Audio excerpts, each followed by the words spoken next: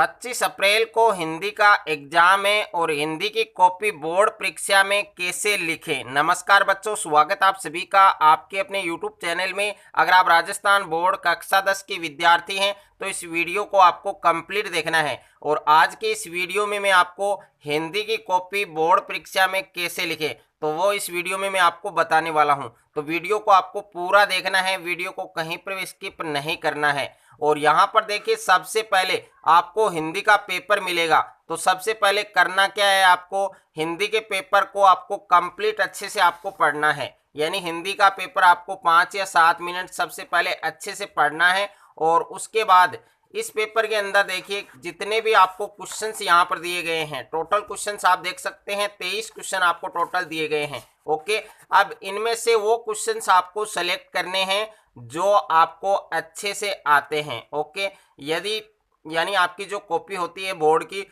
उसमें 5 या 7 पेज के अंदर, यानी फर्स्ट के जो शुरू के जो 5 या 7 पेज है, उनमें आपको वो क्वेश्चंस करने हैं जो आपको अच्छे से आ रहे हैं। यदि कोई क्वेश्चंस आपको नहीं आ रहा है और कोई क्वेश्चन आपको आधा आ रहा है तो आपको क्या करना है, ऐसी स्थिति के अंदर आपको क्या करना है, तो वो भी इस वीडियो के अंदर मैं आपको बताने वाला हूं। तो वीडियो को आपको पूरा देखना है। तो देखिए, सबसे पहले आपको सेक्शन ए दिया गया है, यानी खंड ए दिया गया है। और इस बार रिक्त स्थान वाले क्वेश्चंस भी हैं, आपके मल्टीपल चॉइस क्वेश्चंस भी हैं। तो उनको कैसे करना है, तो सबसे पहले देखिए, हिंदी का पेपर में आपको 2 प्रकार के जो पेन है वो साथ में लेके जाना है। एक आपके ब्लैक पेन है और एक आपके नीला पेन है। अब ब्लैक पेन आपको कहाँ पर यूज करना है और नीला पेन है वो आपको कहाँ पर यूज करना है। ओके, तो सबसे पहले देखिए, सेक्शन के अकॉर्डिंग आपको क्वेश्चन है वो अटेम्प्ट करना है बोर्ड एग्जाम में। हिंदी के पेपर में देखिए, आपका हिंदी का जो पेपर आता है वो 4 सेक्शन में आता है। खंड ए में, खंड ब में, खंड स में और खंड द में। पहले आप उन क्वेश्चंस को करिए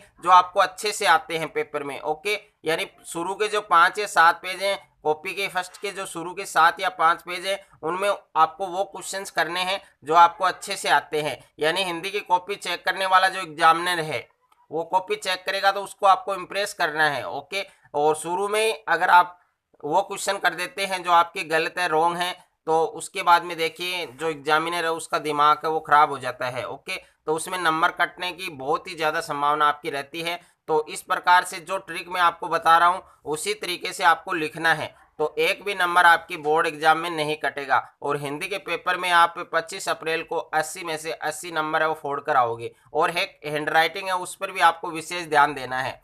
तो मान लीजिए हमें सबसे पहले सेक्शन ए करना है, यानी खंड ए करना है। ओके, और खंड ए है वो हमें देखना है। यहाँ पर सबसे पहले आपको ब्लैक पेन से लिखना है खंड ए। ओके, यानी यहाँ पर लिखना है आपको खंड ए। बोर्ड की जो कॉपी आती है वहाँ पर आपको लिखना है खंड ए। और उसके बाद में देखिए, खंड ए में प्रश्न हमें क्या दिया गया है कि निम्नलिखित अपठित गद्यांश को पढ़कर प्रश्नों के उत्तर लिखिए।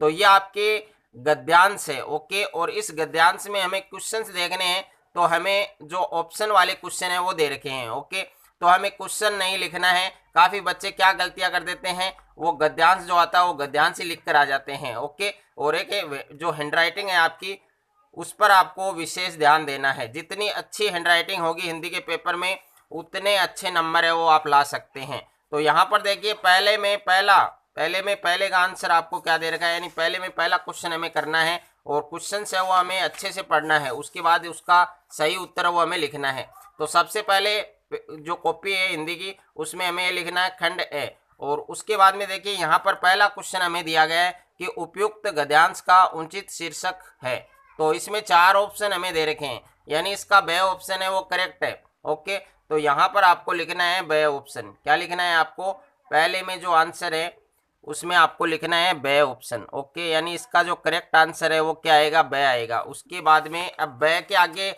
ब ऑप्शन में हमें दिया क्या गया है, अच्छा मनुष्य। तो ये भी आपको लिखना है, यानी ऑप्शन लिखने के बाद उसमें क्या दिया गया वो भी हमें लिखना है। तो यहाँ पर लिखना है हमें अच्छा मनुष्य। ओके, उसके बाद में देखिए दूसरा हमें दिया गया है, दूसरे में क्या ऑप्शन है वो हमें देखना है। और यहाँ पर देख सकते हैं आपकी दूसरा जो क्वेश्चन है वो हमें क्या दिया गया है कि कौन से लोग समाज में अनीति और अव्यवस्था फैलाते हैं। तो इसमें भी देख सकते हैं आप 4 ऑप्शन दे रखे हैं, यानी इनमें द ऑप्शन है वो करेक्ट होगा आपका। तो इसमें आपको लिखना है द ऑप्शन। ओके, और द में क्या दिया गया है आपको, दुर्बुद्धि दिया गया है। तो ये दुर्बुद्धि जो शब्द है ये भी आपको इसमें लिखना है, यानी दुर्बुद्धि जो शब्द है ये भी आपको इसमें लिखना है। उसके बाद में देखिए तीसरा हमें क्या दिया गया है, तीसरा हमें दिया गया है कि कौन से लोग दुर्बुद्धि से बच सकते हैं। तो इसमें द आएगा यानी उपयुक्त सभी, और ये उपयुक्त सभी है ये भी आपको, और इनको ब्रैकेट में लिखना है। ओके, और उपयुक्त सभी यहाँ पर लिखना है आपको उपयुक्त सभी। तो इस प्रकार से पहला जो क्वेश्चन है वो आपको करना है। उसके बाद में आप दूसरा क्वेश्चन देख सकते हैं। इसी प्रकार से ये सारे क्वेश्चन करने हैं हमें। ओके, उसके बाद में दूसरा प्रश्न है कि निम्नलिखित अपठित काव्यांश को पढ़कर प्रश्नों के उत्तर दीजिए। तो ये आपको काव्यांश दिया गया है, इसको आपको अच्छे से पढ़ना है। और उसके बाद देखिए इस काव्यांश के अंदर इसी प्रकार से आपको चौथा क्वेश्चन करना है। अगर आपको चौथा क्वेश्चन नहीं आ रहा है तो आप लाइन छोड़ सकते हैं। उसके बाद में पांचवा क्वेश्चन, उसके बाद में छठा क्वेश्चन। ओके, और यहाँ पर छठा क्वेश्चन हमें क्या दिया गया है कि उपयुक्त काव्यांश का उचित शीर्षक है। तो पर्वत प्रदेश की सुंदरता, यानी इसमें ब ऑप्शन है वो आपका करेक्ट है। तो इसमें आपको लिखना है ब ऑप्शन। ओके, और उसके बाद में ब ऑप्शन में हमें क्या दिया गया है, पर्वत प्रदेश की सुंदरता। तो इसमें हमें दिया गया पर्वत प्रदेश की सुंदरता, पर्वत प्रदेश की सुंदरता। ये शब्द भी हमें लिखना है, लाइन भी हमें लिखनी है। देखिए सातवां क्वेश्चन करना है हमें। तो यहाँ पर सातवां और यहाँ पर आठवां। ओके, यानी 8 क्वेश्चन ये करने हैं। उसके बाद में हमें दिए गए रिक्त स्थानों की पूर्ति करें। तो रिक्त स्थान में देखिए यहाँ पर आपको लिखना होगा उत्तर नंबर 2। ओके, 2 लाइन छोड़नी है और यहाँ पर लिखना है उत्तर नंबर 2। अब उत्तर नंबर 2 में भी आपको टोटल 6 क्वेश्चन दिए गए हैं। तो यहाँ पर पहला है और उसके बाद में दूसरा, उसके बाद में तीसरा, इनको क्रम से करना है। ओके, चौथा, उसके बाद में पांचवा क्वेश्चन, उसके बाद में छठा क्वेश्चन। ओके, अब देखिए पहले में है जैसे क्रिया प्रकार की होती है, मान लीजिए क्रिया है वो 3 प्रकार की होती है। तो इसमें आपको लिखना है 3। ओके, रिक्त स्थान लिखने की जरूरत नहीं है आपको, सीधा आपको उत्तर लिखना है 3।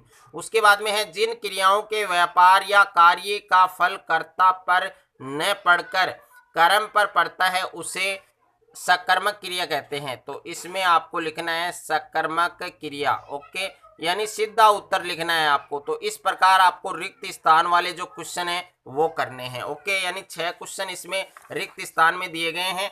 तो 6 के 6 क्वेश्चन है वो इसी प्रकार से आपको करने हैं। अगर कोई क्वेश्चन नहीं आ रहा है, मान लीजिए हमने पहला क्वेश्चन आ रहा है, दूसरा क्वेश्चन आ रहा है, उसके बाद में तीसरा क्वेश्चन नहीं आ रहा है, तो यहाँ पर क्रम से करना जरूरी है। ओके, तो यहाँ पर अगर आपको उत्तर नहीं आ रहा है तो ये आप छोड़ सकते हैं। और उसके बाद में जब आप कंप्लीट क्वेश्चन कर लें उसके बाद लास्ट टाइम आप इनको सोच के कर सकते हैं। ओके, उसके बाद में देखिए तीसरा प्रश्न हमें दिया गया है कि निम्नलिखित अति लघुतरात्मक प्रश्नों के उत्तर दीजिए। तो इसमें टोटल प्रश्न आपके हैं 12। ओके, तो इनको भी आपको क्रम से ही करना है।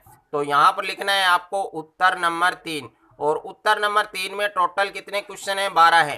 तो यहाँ पर 12, पहला क्वेश्चन, यहाँ पर दूसरा क्वेश्चन, यहाँ पर तीसरा क्वेश्चन, यहाँ पर चौथा क्वेश्चन, यानी इनको क्रम से करना है 12 क्वेश्चंस को। ओके, जैसे पहला क्वेश्चन है कि अपनी प्रशंसा सवे करना, इस अर्थ में संबंधित मुहावरा लिखना है। तो आपको मुहावरा लिखना है। ओके, प्रश्न लिखने की आपको जरूरत नहीं है। तो इस प्रकार से टोटल ये क्वेश्चन करने हैं। उसके बाद में खंड ब के क्वेश्चन करने हैं। तो ब्लैक पेन से हमें लिखना है खंड ब। ओके, उसके बाद में खंड ब के अंदर जितने भी हमें क्वेश्चंस दिए गए हैं उन क्वेश्चंस को करना है, यानी क्रम से करना बहुत ही जरूरी है। यदि आपको हिंदी के पेपर में 80 में से 80 नंबर लाना है तो इन जो क्वेश्चंस को क्रम से करना बहुत ही जरूरी है, और खंड लिखना भी बहुत ही जरूरी है, और हेडिंग बना बनाकर आपको क्वेश्चन करना है। ओके, यानी ब्लैक पेन और नीला पेन दोनों पेन लेके आपको जो अपना एग्जाम है उसमें लेके जाना है। उसके बाद में देखिए खंड स है, और खंड स में निम्नांकित पठित गद्यांश की सहप्रसंग व्याख्या कीजिए। तो व्याख्या किस प्रकार से आपको करनी है। ओके, यानी ये पढ़ना है आपको अच्छे से। उसके बाद में जो प्रसंग है, जो भी हम अपनी जो सहप्रसंग व्याख्या है, व्याख्या के अंदर जितना भी हम लिखते हैं वो सब लिखना है। ओके, उसके बाद में देखिए बुक के क्वेश्चन है 2, तो बुक के क्वेश्चन आप कर सकते हैं। 21वां क्वेश्चन हमें क्या दिया गया है, ये आपके सेक्शन डी में है, यानी खंड द में है। तो निबंध है वो देखिए नए पेज से शुरू करना है।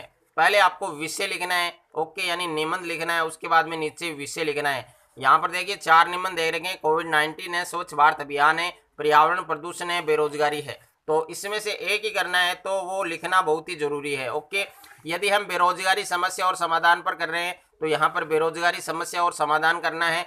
और उसके बाद में प्रश्न संख्या 22, ये भी नए पेज में करना है। ये अथवा में दे रखा, देखिए पत्र है या प्रार्थना पत्र है, तो वो आपको प्रश्न लिखने की जरूरत नहीं है, लेकिन नए पेज में आपको ये प्रार्थना पत्र है वो लिखना है।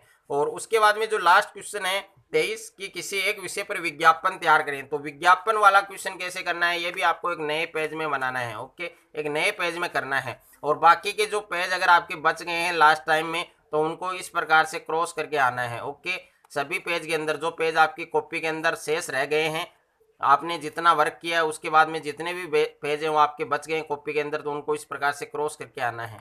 यदि आप इस प्रकार से हिंदी की कॉपी में लिखोगे 25 अप्रैल को, तो आपका एक भी नंबर है वो नहीं कटेगा। और हिंदी के पेपर में आप 80 में से 80 नंबर का जो स्कोर है वो आराम से कर सकते हैं। जिस तरीके से मैंने आपको बताया है उन्हीं पॉइंट को आपको फॉलो करके हिंदी की कॉपी में पूरा पेपर है वो करना है, और टाइम के अकॉर्डिंग आपको करना है।